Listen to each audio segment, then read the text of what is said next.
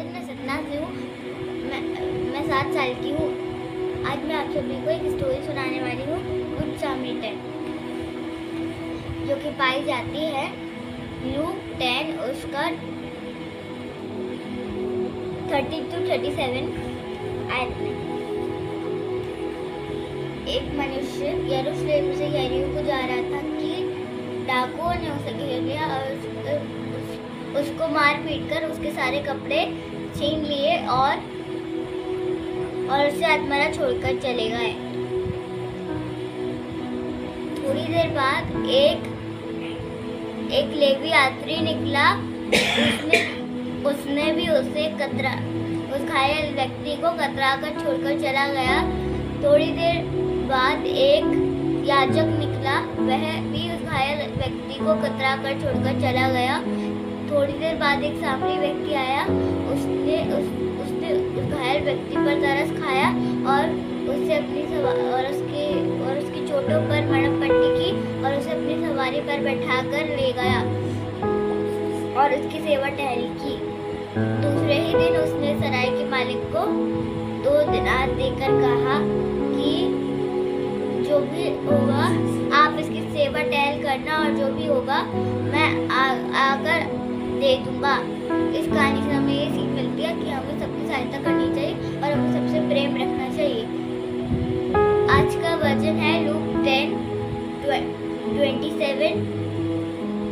तू प्रभु अपने परमेश्वर से, अपने सारे मन से, अपने सारे प्राण से, अपनी सारी बुद्धि से, अपनी सारी शक्ति से प्रेम रखना और अपने पड़ोसियों से भी अपने समान प्रेम रखना। Thank you. My name is Astos Pandey. I study in class 3rd A. I am 8 years old. मैं सिक्कों का दृष्टांत सुनाने वाला हूँ। एक औरत थी जिसके पास 10 सिक्के थे। वो हमेशा गिनती थी कि मेरे पास 10 सिक्के हैं कि नहीं। वो जब एक दिन गिनी कि सिर्फ मेरे पास 9 सिक्के हैं, वो फिर गिनी, लेकिन तब भी उसके पास 9 सिक्के थे। वो झाड़ू निकाल के ढूंढने लगी, उसको तब भी नहीं मिला। लेकिन जब वो रात को लैंप जला के ढूंढी, उसको मिल गया। वो बहुत खुश थी। वो अपने अड़ोसी पड़ोसी को बुलाकर बोली कि मेरा सिक्का मिल गया। इस कहानी से हमको यह शिक्षा मिलती है कि हमें खोए हुए लोगों की चिंता करना चाहिए। मैं एक पद सुनाने वाला हूँ, फिलिप्पियों 4:4। यीशु ने कहा, आनंदित रहो। मैं फिर से कहता हूँ, आनंदित रहो। Thank you. Praise the Lord. My name is Ashif Mashi. I am 10 years old.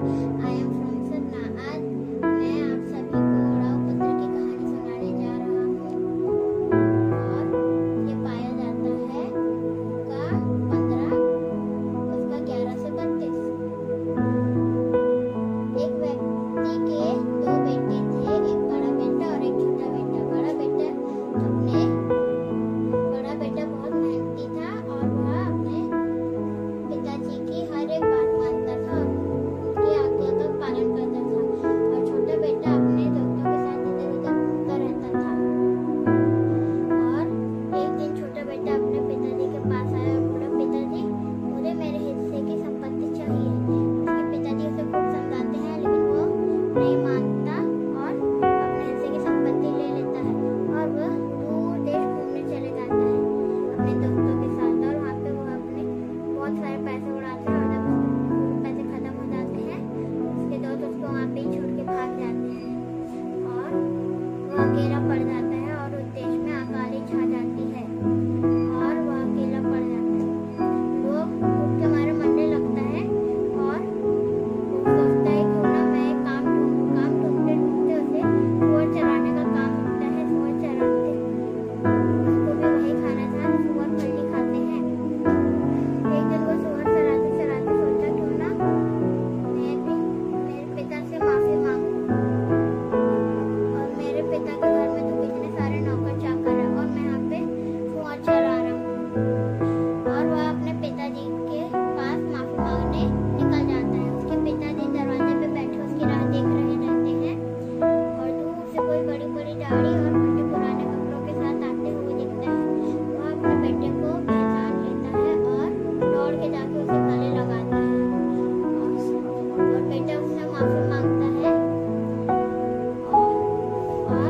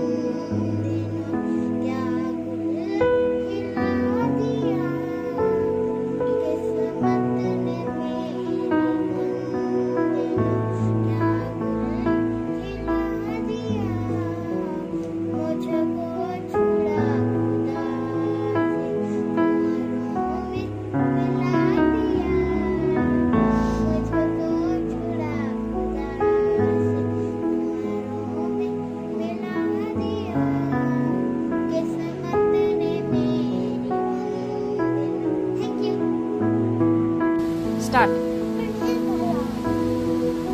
am one of Stand straight. I am 4 years old. आज मैं आपको चक्के की कहानी बताने वाली हूँ। एक था जक्कई एक चक्कर एक छोटा नाटा आदमी था। वो चुंगी लेता था। उसको एक दिन पता चला कि यीशु के गाँव जाने वाले हैं। और वो यीशु को देखना चाहता था। और बहुत सारे लोग थे। और वो थोड़ा जोर से बोलो। झाड़ पे चढ़ा था। यीशु को देखना चाहता था। यीशु आकर चक्कई को बोले कि नीचे आओ, आज मैं तुम्हारे घर में आकर खाना खाऊंगा। Very good. जक्कई खुशी खुशी जब चक्कई खुशी खुशी सुनी, यीशु को अपने अपने अपने घर खुशी अपने घर अपने थे ले गया।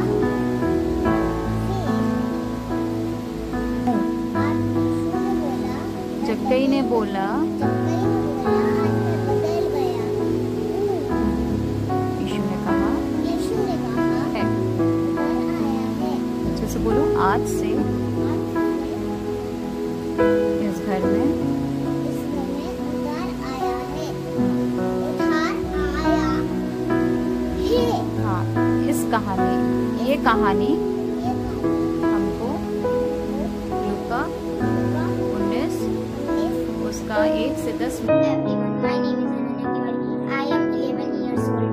आज मैं सुनाऊंगी यूरा की मरी हुई बेटी। यूरा की बेटी की तबीयत खराब थी। यूरा गया अपने यीशु मसीह के पास। यीशु मसीह ने वो बोला, यीशु मसीह चलो मेरे बेटी को ठीक कर दीजिए। तो यीशु मसीह गए तो यूरा की बेटी मर चुकी थी।